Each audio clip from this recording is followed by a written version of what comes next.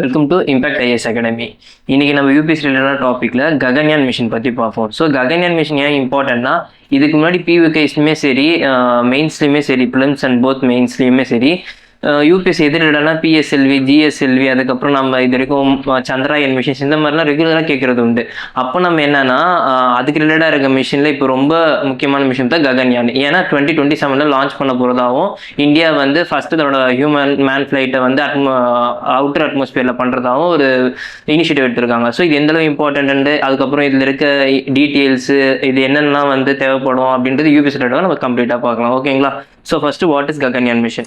So Gaganyaan வந்து India's first indigenous human flight. ஓகேங்களா? Human space flight programme develop by யார்? இஸ்ரோ பண்ணுறாங்க. ஓகேவா? ஸோ இந்த மிஷன் யாருன்னா வந்து இந்தியன் ஆஸ்ட்ரோநாட்ஸை ஸ்பேஸ்க்கு அனுப்புறது தான் பிளான். அது பீரியட் வந்து அரௌண்ட் 3 days ஸ்டே பண்ணுற மாதிரி இருப்பாங்க. ஸோ இந்த ஆஸ்ட்ரோநாட்ஸ் இருக்காங்களா, அவங்க வந்து ககன்நாட்ஸ்ன்னு சொல்லிட்டு சொல்கிறாங்க. ஃபார் எக்ஸாம்பிள் அட்ராக்டிவாக இருக்கிறதுக்காக அந்த மாதிரி யூஸ் பண்ணுறாங்க. ஓகேங்களா? ஸோ இது இப்போ என்ன ஆகும்னா வந்து இந்தியாவுக்கு வந்து அது தன்னோட ஸ்பேஸ் கேப்பபிலிட்டிஸை வந்து என்ஹான்ஸ் பண்ணிட்டு யூஸ் ஆகும். இது எதுக்காக திருப்பி நமக்கு டெவலப் பண்ணுறேன்னா, இப்போ எக்கனாமிக்கலாக நமக்கு வந்து நிறைய பேர் வந்து இந்த மாதிரி மிஷின்ஸ் பண்ணுறதுக்கு கோஆப்ரேட் பண்ணலாம். அதுக்கப்புறம் இந்தியாவோட ரெப்புடேஷனுமே வந்து எக்கனாமிக்கல் லெவலாகவும் சரி, குளோபலாகவும் சரி, ஸ்பேஸ் ரீஜனில் அதிகமாகும். இதுக்கு முன்னாடி இந்தியா நிறைய இந்த மாதிரி பண்ணிட்டு இருக்கிறதுலே இந்தியா தான் லோவஸ்ட் ஃபெயிலியர் மிஷன்ஸ் வந்து இந்தியாவில் தான் இருக்குது ஸ்பேஸ் ஆர்கனைசேஷன்ஸில். ஸோ இது எல்லாமே இந்தியாவுக்கு ஒரு அட்வான்டேஜ். ஸோ ஃபர்தராக அதே லைனில் ககன்யானுமே வந்து ஒரு முக்கியமான பிளேஸை பிடிக்கிறது. ஓகேவா? So why was Gaganyaan launched?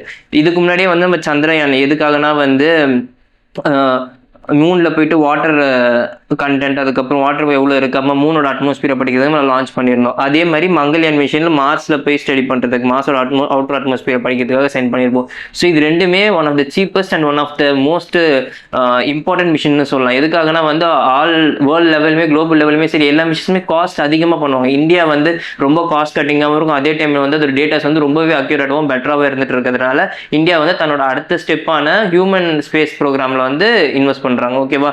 So இது எதுக்காகனா வந்து சக்ஸஸ் இன் கவர்மெண்ட் இல் help in India develop human space flight technology develop ஆகிறதுக்கும் ஃபியூச்சர் இந்தியா ஸ்பேஸ் ஸ்டேஷன் அப்படின்னு சொல்கிறாங்க. ஸோ இந்தியா வந்து 2037 2047 வந்து ஸ்பேஸ் ஸ்டேஷன் ஒன்று கொண்டு வரலாம் அப்படின்னு பிளான் இருக்குது. ஸோ அதுக்குமே வந்து இது இம்பார்ட்டண்ட்டாக இருக்க போகுது. And then moon missions and advance space research. So space research இன்னும் அட்வான்ஸ்டாக பண்ணுறதுக்கும் நமக்கு ஹெல்ப்ஃபுல்லாக இருக்கும். ஸோ மிஷன் ப்ரொஃபைல், இந்த மிஷன் என்ன அப்படின்னு சொல்லி பார்த்தோன்னா, யார் பண்ணுறாங்க? இஸ்ரோ. ஏன்னா வந்து ஸ்பேஸ் மிஷன் தான் மோஸ்ட்டாக இஸ்ரோ தான் பண்ண போகிறாங்க. அப்ரூவ்னா 2018 அப்ரூவ் பண்ணிட்டாங்க. அதுக்கான ப்ரோக்ராம் இம்ப்ளிமெண்டேஷன் பிளான்ஸ் அதெல்லாம் தான் இப்போ சடனாக போயிட்டு இருக்கு. ஸோ எங்கன்னா லோவர்த் ஆர்பிட்னா அது அரௌண்ட் 300 to 400 கிலோமீட்டர் ரேஞ்சாக தான் இருக்கும். ஸோ 400 கிலோமீட்டர், டியூரேஷன் 3 days வரைக்கும். எந்த லான்ச் வெஹிக்கிள்னா LVM-3 இருக்கிறதுலே one of the heaviest launch vehicle India கிட்டே இருக்கிறதுல. ஸோ அந்த வெஹிக்கிள் தான் லான்ச் பண்ண போகிறாங்க. அதுமே வந்து ஹியூமன் ரேட்டட், அது டிஃப்ரென்ஸ் இருக்குது, அது நம்ம ஃபர்தராக பார்ப்போம். ஓகேங்களா? ஸோ லேண்டிங் எப்படின்னா வந்து ஸ்பிளாஷ் டவுன் தான். ஒரு க்ரூ கேப்சூல் வந்து மொத்தமாக கடலில் விழுந்து அவங்க வந்து சேவ் பண்ணுறது தான், வேறு எதுவுமே கிடையாது. புதுசாக வந்து சாஃப்ட் லேண்டிங் அந்த மாதிரிலாம் கிடையாது, கிராஷ் லேண்டிங் தான். பட் ஆனால் சீல. ஸோ இப்போது நார்மல் LVM-3க்கும் ஹியூமன் ரேட்டட் LVM-3க்கும் டிஃப்ரென்ஸ் இருக்குது.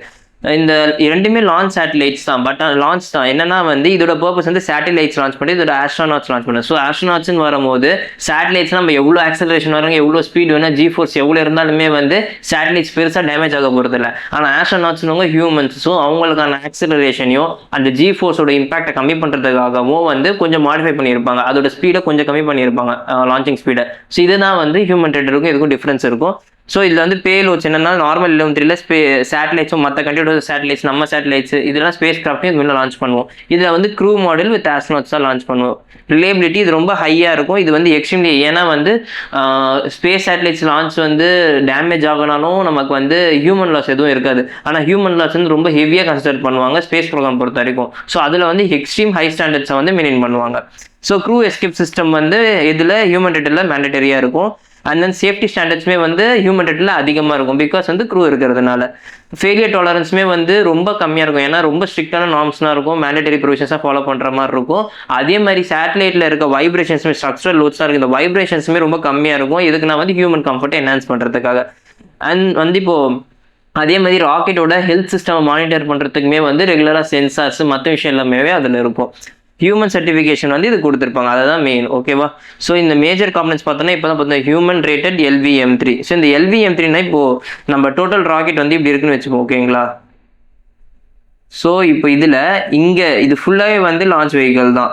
இங்கே இந்த பார்ட்டில் மட்டும் தான் க்ரூ இருக்கும், க்ரூ மாடியூல் சொல்லுவாங்க. ஓகேவா, மற்ற எல்லாமே வந்து லான்ச் வெஹிக்கல் தான்.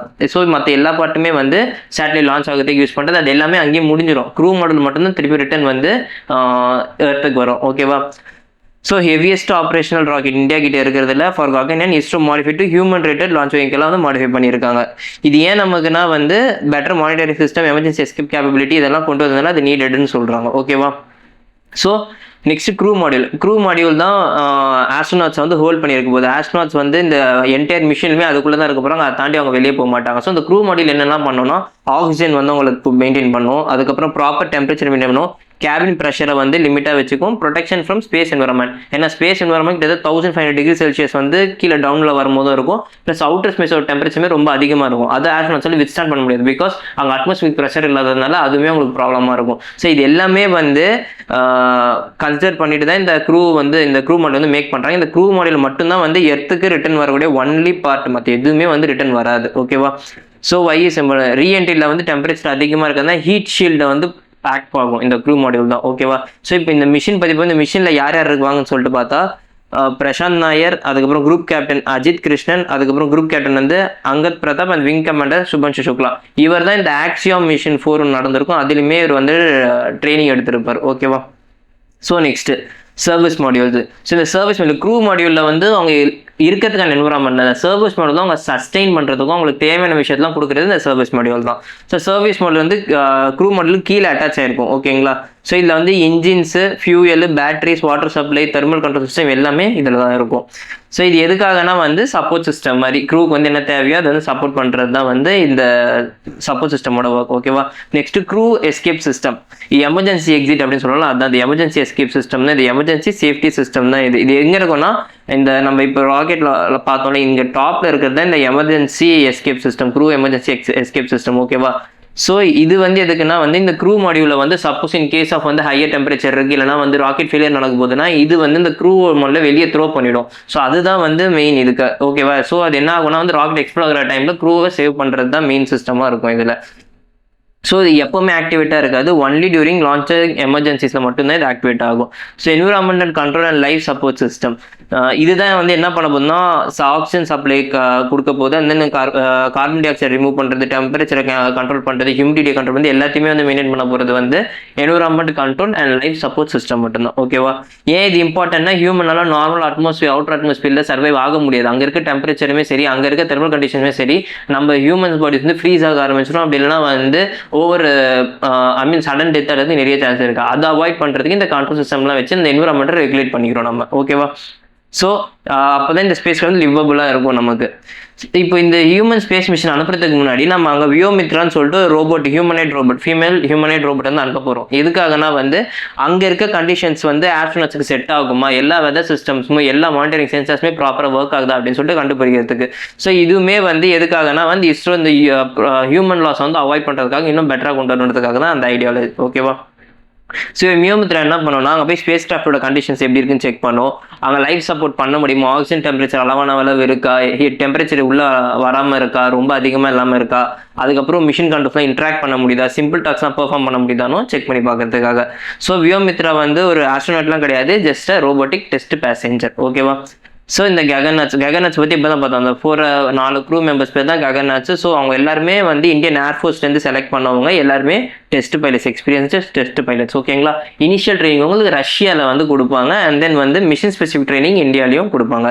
ஸோ இதுக்கு முன்னாடி அதுக்கு ரன் பண்ணுறதுக்கு முன்னாடி சில டெஸ்ட் மிஷின்ஸ்லாம் வந்து ரன் பண்ணுவாங்க. என்னன்னு சொல்லி பார்த்தா TVD1. இது என்னன்னா வந்து க்ரூ எஸ்கேப் சிஸ்டம் வந்து ப்ராப்பராக ஒர்க் ஆகுதா அப்படின்னு சொல்லிட்டு, இது ப்ராப்பராக வந்து ஒர்க் ஆகுதா அப்படின்னு சொல்லிட்டு டெமான்ஸ்ட்ரேட்டும் பண்ணிட்டாங்க. சரிங்களா. ஸோ ப்ராப்பர் ஃபெயிலியர் ஆகிற டைமில் வந்து ப்ராப்பர் எக்ஸிட்டுக்கு வந்து இது யூஸ்ஃபுல்லாக இருக்கும். அன்க்ரூவ்டு மிஷின்ஸ். ஸோ இந்த அன்க்ரூவ்டு மிஷின் இருக்குல்ல, ஸோ இந்த ராக்கெட் வந்து எந்தளவு வந்து ரிலையபிளாக இருக்குது, க்ரூ மாடியூல் சர்வைவ் ஆகுதா, லைஃப் சப்போர்ட் சிஸ்டம் எப்படி இருக்குது, கம்யூனிகேஷன், ரீஎன்ட்ரி, இந்த ரிகவரி விஷயம் எல்லாமே வந்து எப்படி ஆக்ட் ஆகுதுன்றது இது மூலமாக தெரிஞ்சுக்க முடியும். ஸோ இது அன்க்ரூவ்டு மிஷின்ஸ் வந்து எதுக்குன்னா ஆஸ்ட்ரோநாட்ஸ் வந்து சேஃபாக கொண்டு வரதுக்காக ஒரு ட்ரையல் ரன் மாதிரி இது. ஓகேவா. ஸோ ரெக்கவரி ப்ராசஸ்மே வந்து அந்த க்ரூ மாடியூல் மட்டும் தான் கீழே வரப்போகுது. ஸோ பேராஷூட் ஓப்பன் ஆகும், இல்லை சீல தான் லேண்ட் ஆகும். இந்தியன் நேவி தான் ரெக்கவர் பண்ணுவாங்க. ஸோ எந்தெந்த ஆர்கனைசேஷன்லாம் இந்த மிஷன் இன்வால்வ் ஆயிருக்குன்னு சொல்லிட்டு பார்த்தோம்னா இஸ்ரோ தான் வந்து மிஷன் பிளானிங் அண்ட் எக்ஸிக்யூஷனை பண்ண போகிறது. இந்தியன் ஏர்ஃபோர்ஸ் தான் ஆஸ்ட்ரோனாட் செலெக்ஷன்ஸ் வந்து பண்ணுறாங்க. ஏன்னா வந்து கிட்டத்தட்ட ராக்கெட்டில் வந்து 4G to 5G ப்ரெஷர் வந்து தேவைன்ற மாதிரி இருக்கும். 4G 5Gனா இப்போ நார்மலாக வந்து நம்ம 50 kg இருக்கோம்னா 5G ப்ரெஷர் நம்ம வந்து இது 300 kgs வந்து வித்ஸ்டாண்ட் பண்ணுற 300 kg வெயிட்டை வந்து வித்ஸ்டாண்ட் பண்ணுற மாதிரி இருக்கும். அது ரொம்ப ஹெவியாக இருக்கும். ஸோ அதுக்கு ப்ராப்பர் ட்ரைனிங்லாம் இருக்கும். அது வந்து மோஸ்ட் இந்த G-ஃபோர்ஸ் அதிகமாக எக்ஸ்பீரியன்ஸ் பண்ணுறவங்க வந்து ஆஸ்ட்ரோனாட்ஸ் தான். ஸோ ஐ மீன் வந்து ஏர்ஃபோர்ஸ் இருக்கவங்க தான். அதனால அந்த சைடில் இருக்கவங்கள ரெக்ரூட் பண்ணுறாங்க. ஸோ இந்தியன் நேவி தான் வந்து இப்போ ஸ்பிளாஷ் டவுன் ஆகுதுல, அங்கே இருக்க அந்த க்ரூ மாடலில் வந்து எடுத்துகிட்டு வர போகிறது வந்து இந்தியன் நேவி தான். ஓகேவா. Next DRDO crew safety and life support technology எல்லாமே அவங்க தான் ப்ரொவைட் பண்ணுறாங்க. அண்ட் HAL இவங்க என்ன பண்ணுறாங்கன்னா ஸ்பேஸ் கிராஃப்ட் காம்பனன்ஸை மேனுஃபேக்சர் சொல்லி ஹெல்ப் பண்ணுறாங்க.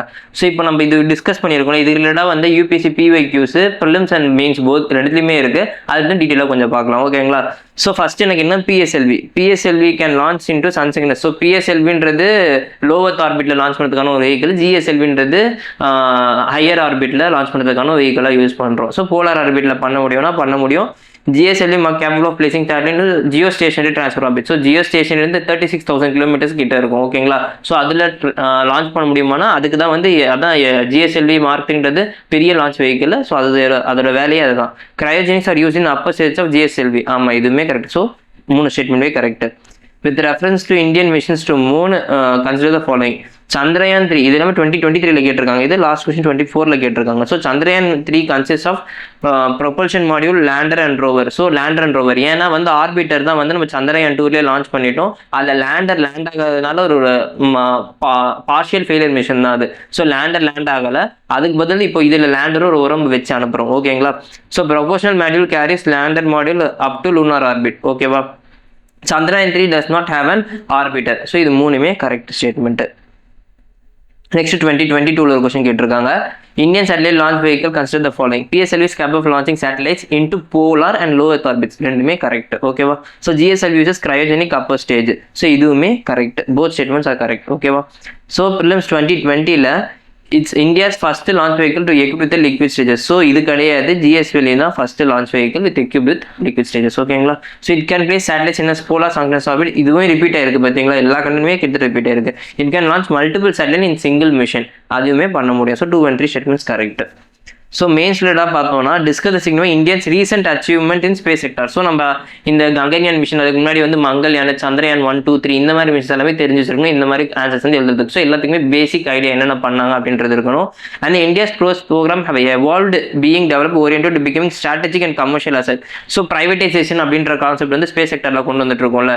ஸோ அதுக்கான ஒரு இது எதனாலனா வந்து இந்தியா சக்ஸஸ்ஃபுல்லாக வந்து மிஷின் சக்தி, அதாவது வந்து சேட்டலைட்ஸ் வந்து இங்கேருந்து டெஸ்ட்ராய் பண்ண விஷயம், இந்த மாதிரி எல்லா விஷயமே வந்து இந்தியா பண்ணது வந்து இதுக்கான ஒரு ஸ்டார்டிங் பாயிண்ட் தான். ஓகேவா.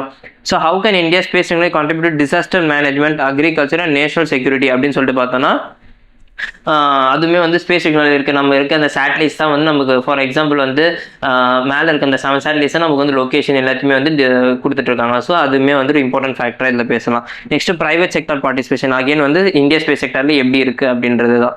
Next discuss the role of ISRO in India's socio economic development. ISRO வந்து இந்தியா சோஷியோ எக்கனாமிக் டெவலப்மெண்ட்னா ஃபாரின் இன்வெஸ்டர்ஸ் அட்ராக்ட் பண்ணுறது, மேக் இன் இந்தியா மாதிரி ப்ராஜெக்ட் கொண்டு வருது, இது எல்லாமே வந்து முக்கியமான ஃபேக்டாக இருக்கும் இதில். ஓகேவா. Next what are the applications of satellite technology in governance and development. So satellite டெக்னாலஜின்றது எந்தில் வந்து கவர்னன்ஸையும் கொண்டு வர முடியும் அப்படின்றது அடுத்து. ஸோ இந்த மாதிரி இப்போ யூபிஎஸ்சியில் இந்த மாதிரி கொஸ்டின்ஸ் தான் ரெகுலராக கேட்டுட்டு இருக்காங்க. அப்போ என்ன நம்ம இந்த சயின்ஸ் அண்ட் டெக்னாலஜி ரிலேட்டாக வர டாப்பிக்கில் இந்த மிஷின்ஸ் எதுக்கு, அதோட பர்பஸ் இந்த மாதிரி எல்லாமே தெரிஞ்சு வச்சுக்கணும். இது மூலியமாக நம்ம யூபிஎஸ்சியில் வர கொஸ்டினை எந்த ஒரு பெரிய ஸ்ட்ரகிளும் இல்லாமல் ஈஸியாக சால்வ் பண்ண முடியும். ஸோ ஃபர்தராக இதே மாதிரி டாபிக்ஸ் நியூஸ் பேப்பரில் வரதை நம்ம டீப்பாக டிஸ்கஸ் பண்ணி பார்க்கலாம். ஓகேங்களா. தேங்க்யூம்மா. நீங்கள் IAS, IPS அல்லது TNPSC ஆஃபீஸர் ஆகி சமுதாயத்தில் ஒரு பெரிய மாற்றத்தை ஏற்படுத்தணும் அப்படிங்கிற எண்ணத்தில் இருக்கிறவங்களா? உங்களுக்காக நம்ம இம்பாக்ட் IAS அகாடமி UPSC மற்றும் TNPSCக்கான ஸ்பெஷல் பேட்சை கமெண்ட்ஸ் பண்ண போகிறோம். நம்மளோட இன்ஸ்டியூட்டில் இருக்கிற மென்டார்ஸ் எல்லாமே உங்களுக்கு பர்சனல் அட்டென்ஷன் கொடுக்கறதோட மட்டும் இல்லாமல் சிலபஸை கம்ப்ளீட்டாக கவர் பண்ணி கொடுக்குறோம். அண்ட் அப்டேட்டட் ஸ்டடி மெட்டீரியல் உங்களுக்கு கிடைக்கும். ரெகுலரான டெஸ்ட் அண்ட் டிஸ்கஷன் இருக்கிறதுனால எங்கே நீங்கள் தப்பு பண்ணுறீங்க அப்படிங்கிறதையும் ஈஸியாக ஐடென்டிஃபை பண்ணி கோர்ஸ் கரெக்ஷன் பண்ணிக்கலாம். அண்ட் இந்த personal மென்டாரிங்கில் whenever you are feeling low உங்களுக்கு கண்டிப்பாக ஒரு சப்போர்ட் சிஸ்டம் இங்கே இருக்கும். ஏன்னா நம்ம ஒவ்வொரு பேட்ச்க்கும் லிமிடெட் அட்மிஷன்ஸ் தான் பண்ணிட்டு இருக்கோம். கடந்த 20 வருஷமா நூற்றுக்கணக்கான அதிகாரிகளை உருவாக்கி இது போன்ற சேவையை நம்ம நாட்டுக்கு செய்ததை 20 இயர்ஸ் செலிப்ரேட் பண்ணும் விதமாக இந்த இயர் அட்மிஷனுக்கு வர்ற எல்லா ஸ்டூடெண்ட்டுக்கும் 20% வரைக்கும் ஸ்காலர்ஷிப் கொடுக்கறதுக்கும் நம்ம நிறுவனம் முடிவு செய்திருக்கோம். எல்லாரும் இந்த பயணத்தில் இணைஞ்சி நம்மளுடைய நாட்டினோட வளர்ச்சிக்கு கட்டாயம் உங்களோட பங்களிப்பை செய்யணும் அப்படின்னு சொல்லி கேட்டுக்கிறேன். நன்றி.